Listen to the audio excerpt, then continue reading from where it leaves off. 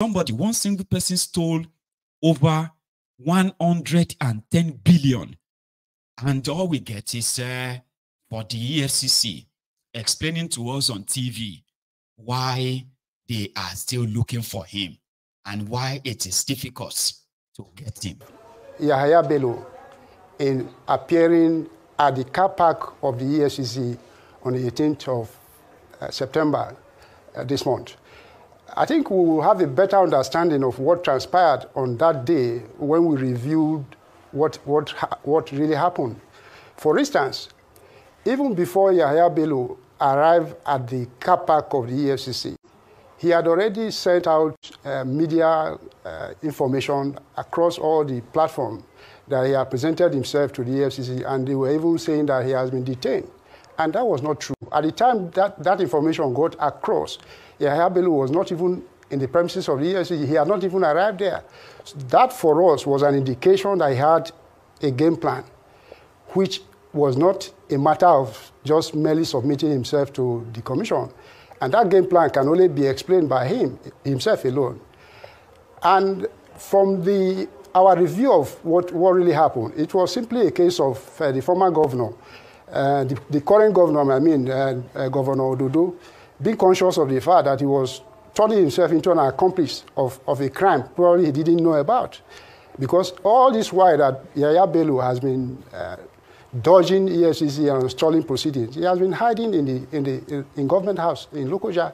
And his escape, when we made an attempt to arrest him, the first attempt to arrest him, it was the same governor that took him away. I'm sure his minders went and told him that, look, what you are doing, Mr. Governor, you probably, after you leave office, you will probably be liable for prosecution for for obstructing justice. And I believe that that was the reason why Governor Ododo brought Yahoo Bello to the car park of the EFCC. But that was not what the Court of Appeal asked them to do. The decision of the Court of Appeal was to say, go and present yourself before Justice Nwite. That was the ruling, not present yourself before the car park of the EFCC. And in coming to the EFCC, for instance, they breached all protocol. The security at our entrance, probably out of courtesy to a sitting governor, allowed Governor Ododo to drive into our car park. And if they were responsible citizens who wanted to comply by the law, what they should have done immediately they arrive at our premises is to go to the security post and to tell the security on guard that, look, Yahoo Bello has come to present himself to the EFCC. And those on duty know what to do when a fugitive from the law presents himself to the EFCC. What they should have done there and then was to call the case officer and tell him that, look, the suspect we have been looking for is here now. And then we will take charge. But they didn't do that. They breached our security, breached our protocol, went into the car park, and were taking photographs, which is not allowed within the premises of the EFCC. And Governor Ododo was insisting on seeing the executive chairman of the EFCC. That is not what you do when you want to submit a suspect to a law enforcement agency. The chairman of the commission is not the case officer.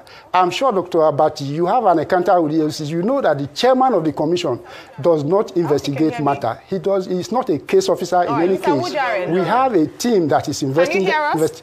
Mr. Yeah, Wujaren, okay. I'm with you. I really want to just come in here because our time. We'll get to that. In respect of the new charges that was filed against him on the 24th of this month, it has to do with case conversion of properties. The allegation is that he took advantage of his access to the Kogi Treasury to help himself to funds, which he now uses in procuring properties in Abuja and as far away as Dubai. That is a separate matter that is coming up before the Federal Capital Territory High Court, Abuja. Those who are familiar with financial crimes know that if you have a money laundering charge, there's something that we call predicate offense, and you have the opportunity to also go to another court to file charges and prosecute the same person on lesser crimes that he also committed in respect of this same situation that he found himself. That is in terms of the other charge. That, for instance, should serve nuisance lele. You hear the jack kati. You hear the kati the way is spewing out. The case enter Bello's or Yahoo Bello's matter now. EFCC called the talk kati. You should not have come to our car park. Yeah, it's a courtesy. You should have gone to our office and say, okay, I am here to report myself. Kati. EFCC will go bump. They go jump the fence of your house. They will break through the ceiling of your house and break into the room of your house because they say they have a warrant to arrest you. Suddenly, they started talking kati. Yeah, Bello is, he knows as a courtesy, as a I beg, who is that so dumb to believe that moron? Is probably not a moron though, right? It is just to let you know that in Nigeria, the bigger your crime, the bigger the reward. Imagine, Yahoo boys in Nigeria, according to Peter Obi, if you combine all of the money that the Yahoo boys make illegally, talking about internet fraudsters in Nigeria, if you had all the money they make in a single year, it's not up to how much Nigerian politicians steal from Nigeria in a single day. Take a look at this. According to them, say in 2023, Bello bought a property, 950 million property in Maitama. In 2022, he bought a property worth 170 million. In 2020, 66 million. In 2022, 5.7 million. The RAN property, 5.7 million the RAN in Dubai, right? In 2021, 570,000. In 2021 again, dollars, 100 million naira property in Abuja. What happened to those properties? Have they collected those properties from him? We'll even first start with that. Do you know that up to this moment, not a single property of Bello or Yahoo Bello has been confiscated? Also, there is no court case that says all these properties have to be confiscated they want to be confiscated by EFCC. No. There is no single bank account of Yahoo Bello that has been confiscated or frozen. No, normally what they do, they will freeze your account. Bello is still living large. The only thing is that they want you to believe that they are looking for him when they are not. And then that's why I love this guy. He said, listen, you see, Tinubu is planning to, what do you call it? Bayo Onofunuga said, there are some ministers of Tinubu, they are not telling you good things about Tinubu. So therefore, Tinubu is going to change his cabinet very soon. And this guy said, well, maybe they should just make Bello finance minister. What do you think? A minister or a group of ministers are supposed to portray what they have done for the country. If there were a cabinet in place, a functional, reliable, dependable, competent, qualified cabinet, we shouldn't be in this abject poverty. We shouldn't be in this insecurity. Educational institutions collapsed. Health institutions collapsed. Penury all over the horizon. People live in abject poverty. Nobody is sure at home, in the industry, in workplace, even in cemetery. People have been pauperized.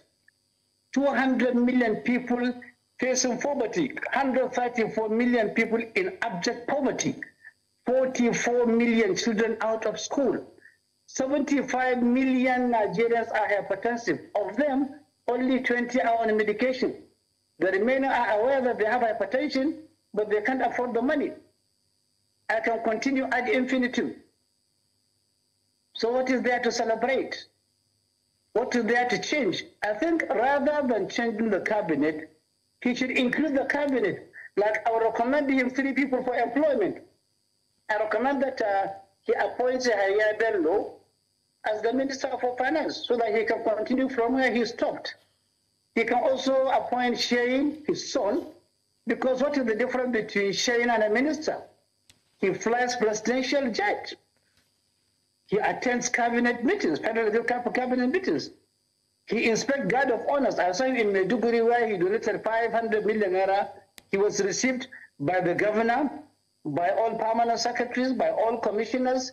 Commissioner of police were there, other security agents were there. He was inspecting a guard of honor. He should appoint his own chain as the chief of staff and add him another portfolio of minister for culture so that he can hold as many parties as he can. I can also recommend that he appoints Rarara, that Hausa musician who only promotes people that are of questionable circumstances. I think that will make the cabinet look better. Oh, I was expecting him to mention himself too. He's also a criminal, by the way. Mahdi. Oh, Nigeria will lead that. If you are the type that somehow you are building this supposed hope on Nigeria, don't waste it. Okay? It is either you are hallucinating or you are just another scammer waiting for his own turn, telling everybody who is as gullible as any Nigerian can be that Nigeria will be great. How? Bayo Onofunuga was speaking to the press just yesterday, and then he hinted that the reason why all of you are not seeing the good work of Tinubu, the great thing is done, is because some ministers are not telling you how great Tinubu's work has been, how massive is helping to save you, all of you. The only thing you are seeing is that you are hungry, the economy is bad, they are looting money, they are, oh, come on. So they need to reshuffle the cabinet, shove out some people, bring in some others that can tell you, when you say you are hungry, they will say you are lying. You are lying. Look at these people. These ones, are you hungry? They say, no, we are not hungry. I say, see? Because you are hungry doesn't mean that everybody is hungry. Because you are poor doesn't mean that everybody is poor. Because your children is now out of school doesn't mean that everyone's child is out of school. So they need ministers to come and tell you that since you know the benefit, no others know the benefit. Therefore, in the next couple of days or weeks, God knows, Tinubu will change his cabinet and bring in more proper propagandists. And I actually recommend, what do you call his name? Reno Mokri, as well as that Bala guy. These guys have been overworking, and it seems that they are working for free. Onofunuga. As a cabinet reshuffle, let me tell you, I don't have any timeline. The president has expressed his desire to reshuffle his cabinet, and he will do it. I don't know whether he wants to do it before October 1, but he will surely do it. So that's what I will say. He has not given us any timeline when he wants to do it, but he will do it. He has expressed his plan. He wants to do it. He wants to reshuffle. Then, as to the third fund problem, well, I don't know whether third fund has been doing a lot of work, helping universities, not just even education, college education or polytechnics and so on, but doing a lot of work. Well, government must have looked at the money accruing to it, and must have felt that maybe if you take away 30% of whatever comes to it, it will also help the students who go to all those schools. Because that's what the whole idea is all about. The idea of NEFON is to make sure that all our children, wherever they may be, are able to go to school, even if their parents are poor. So, and therefore cannot just be building assembly halls or laboratories without making sure that even the students who are going to use the facilities are able to use them with loans from NEFON. So that may be the logic of government, that let's TEFON also fund NEFON. The NEFON money will not only come from TEFON, there will also be budgetary allocation from the federal government to TEFON, to NEFON all the time. So this one is supplementary. It's not only the money that NEFON will use. So I think, does that answer your questions? I had some, yes. I also like to add some things to what Mr. Bayo Ononuga said. We also need to realize that the president's decision to reshuffle is also based on empirical evidence. You know, he has said it when he was doing the retreat for the ministers that it was going to, you know, they were going to have periodic reviews, and the decisions that are extracted from those reviews will be used to make that final decision. I know he's gotten a couple of reports, and as Mr. Onanuga said, when he's ready to do that, I believe he will.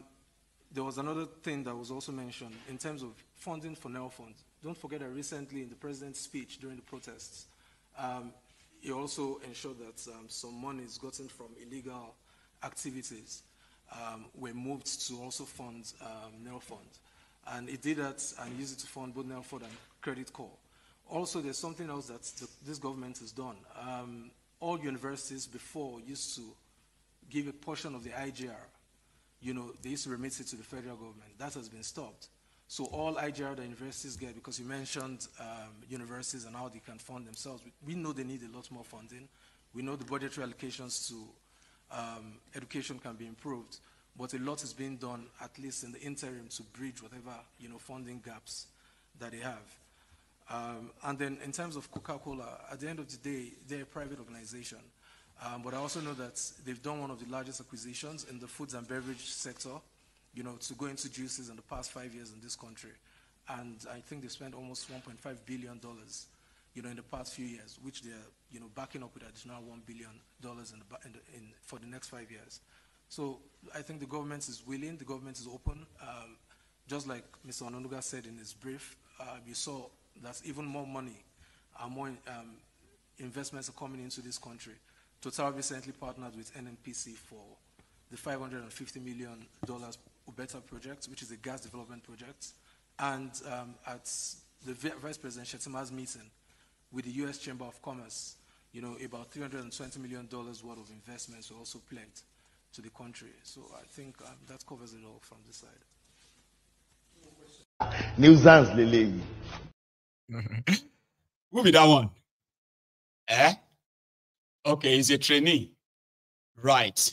Since they have chased away Akuri Nigalailai, they are building team. And I actually hope they give this one job. The Buala guy. The fact that given what this administration has achieved, very little has been conveyed to the Nigerian people. And oftentimes it's because some people feel that the media is hostile to government. No, the media's responsibility is called people in public office to account on behalf of the Nigerian people. And the media use their mouth in asking, you use your mouth to answer. So why should you be afraid of coming out to talk on behalf of the president? Then there are other agents of government that very sadly, their attitude suggests that they don't even believe in the president. They rather want to play safe. So because there is an outcry about economic reform, which the consequence has brought a little bit of hardship to the Nigerian people, and we're all trying to navigate our way, they feel that if they put themselves in the line defending the government, they will incur the wrath of the people. So they want to be clever by heart or smart. They will rather that they stay behind, let others do the talk, hoping that that way they will be able to cover themselves from the backlash of the people. But this is my philosophy. If you believe in someone, it is like the case of a bodyguard. You are to take the bullet for the person. And most importantly, if you believe in someone, it is your duty to study what he has achieved and be able to convey to the Nigerian people. And even where you think that there is probably a failure, we are not afraid to fail in life. Government is not afraid to fail.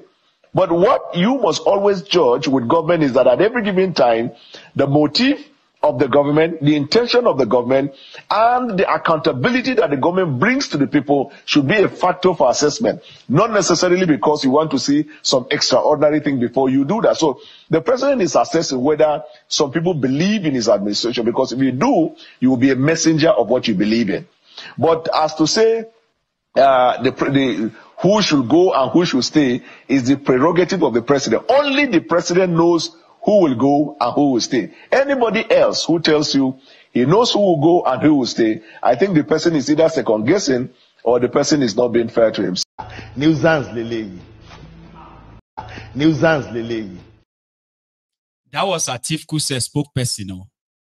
As at March 2023, this guy was still saying that Atifu won election and Atiku will gain back his mandate in court. Today, he is now one of the front spokesperson for Tinubu. He said some people appointed by Tinubu, they are afraid to come and tell you what Tinubu is doing because they are playing safe.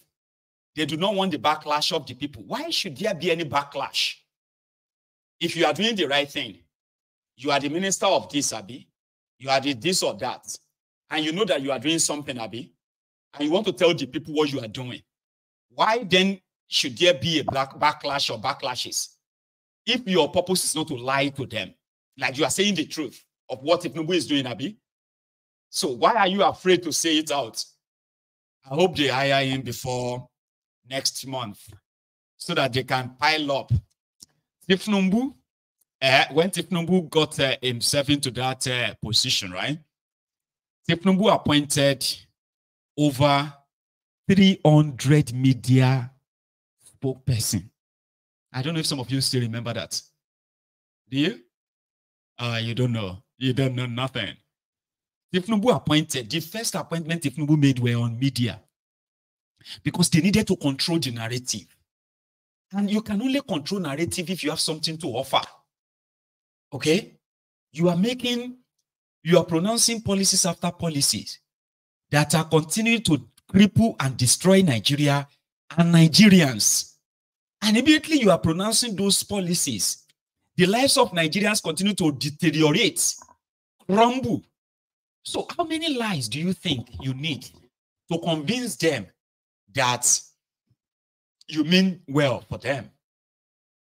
Not what you are showing them or not what they are seeing, but you are telling them that even though they may be feeling harder and harder, you still mean them, you still mean well for them.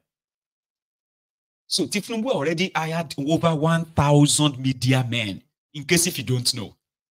Under Onofunuga alone, before Akuri Nigalailai left, Akuri Nigalailai had more than 60 aides. Akuri alone has more than 60 people where they draw salary. Their job is to infiltrate the social media, infiltrate the conventional media, to continue to tell you to give Tinubu time. But at the end of the day, now we they control social media. You have no idea what that means. A lot of us who are on this social media, especially most Nigerians, they are on social media. They are doing it for free. Yeah? They are not waiting to be paid to scrutinize and expose. So even if you hire 10,000 media people, they cannot stand us. They can't stand us. Because we think they won't talk. That we already don't have counter evidence against them. Which Oyibo you won't talk? If you go on radio, if you go on TV, the moment the clip made it to the internet, we will scatter it, break it into pieces, make trash of it, and your effort is zero.